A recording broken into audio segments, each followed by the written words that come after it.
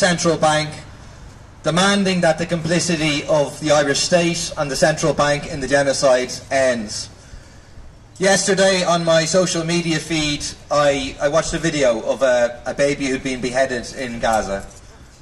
It's a real, actually existing beheaded baby, not propaganda to try and create the excuses for the genocide that followed October 7th, but an actual baby with a future, with parents, who was slaughtered by the Israeli state. One of 100 children every single day since Israel broke the ceasefire who has been killed or injured by the Israeli state. And the horrifying truth, as you know, that's why you're here, is that it's very possible that the funding for the bomb that beheaded that baby, that killed these children, came by virtue of the authorization granted to effectively Israeli war bonds by the Irish Central Bank. And when I raised this, most of you will have seen the video, I raised this last week with Paschal Donoghue, and I pointed out the complicity of the Irish government in this genocide, because they defend the central bank on two bases. One, they say, the central bank, they're just doing their job, even though we know they're not doing their job, they're not doing their due diligence, but they say the central bank are doing their job, they're independent. Even if you accept them at their word of that analysis, well, a second thing flows, which is that the Irish government has the ability, and I would say the moral obligation, to legislate to stop the central bank authorizing bonds of states that are facing the charge of genocide. And they refuse to do that. And he kind of militantly, steadfastly refused to do that, effectively pointing to the importance of this place for funding, etc., i.e. American investment is what he was really hinting at.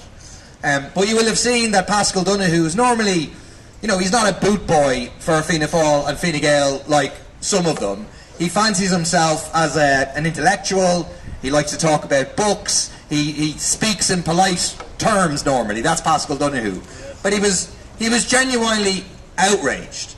Outraged at the use of the term complicit, saying this is horrendously over the top. We're debasing the Parliament, dragging down, you know, the norms of the Parliament, public discourse, etc. He went on this massive rant about how horrendous the words complicit and genocide are.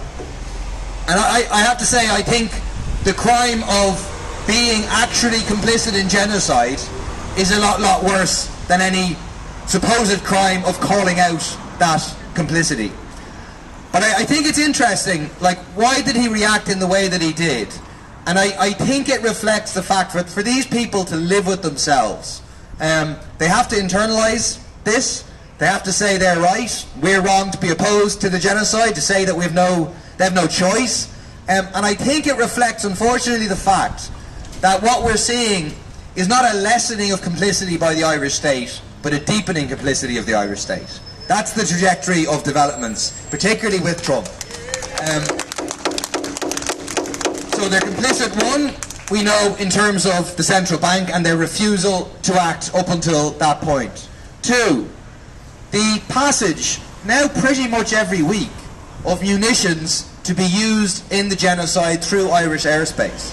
So when this was raised before the last election, every time it was raised, the likes of Micheál Martin, Simon Harris were very concerned about it. They said, "Geez, this is terrible.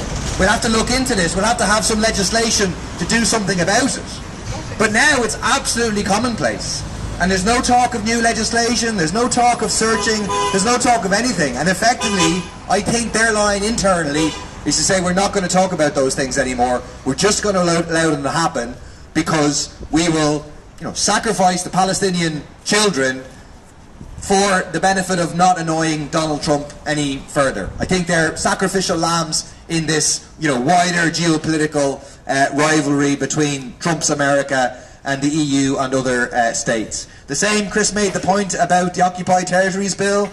If they have their own way, this is going away in all its forms. Again, the promises made during the election were a one-time only thing. They were good for the course of the election, designed to be forgotten and abandoned after the election.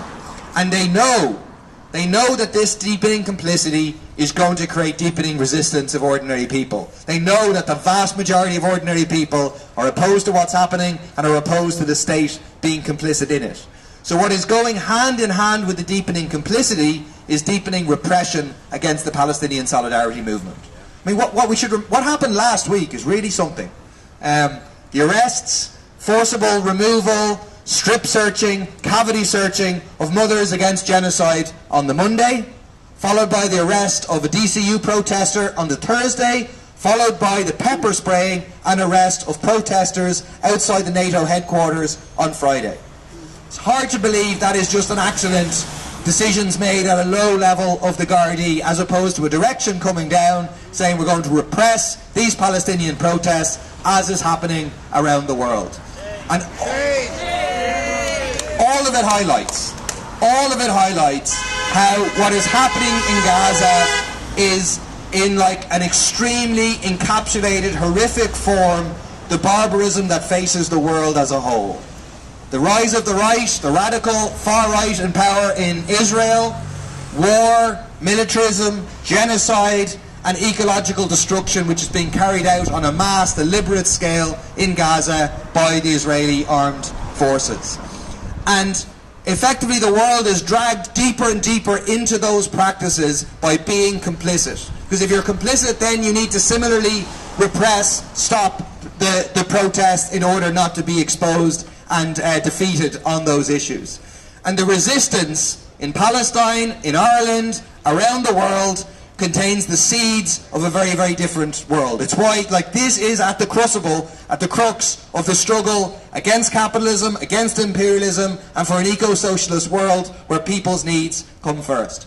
It's why we have to keep up the pressure. They are determined. They are absolutely determined just to ignore people and for people to go away. They want the Palestinian genocide to become normalised the way they've effectively normalised the housing crisis. That's their plan, and we simply cannot allow them to get away with it. So I think what you have done in terms of the focus on the central bank is really powerful because it's very concrete. Everybody can see it. You're allowing the Israeli genocide to be funded by the central bank. So keeping the pressure up on that, joining Mothers Against Genocide outside the Dáil tomorrow at 7 o'clock. And I also agree with Chris about linking this to the struggle to defend neutrality against joining even more actively the Western imperialist bloc. Thank you very much.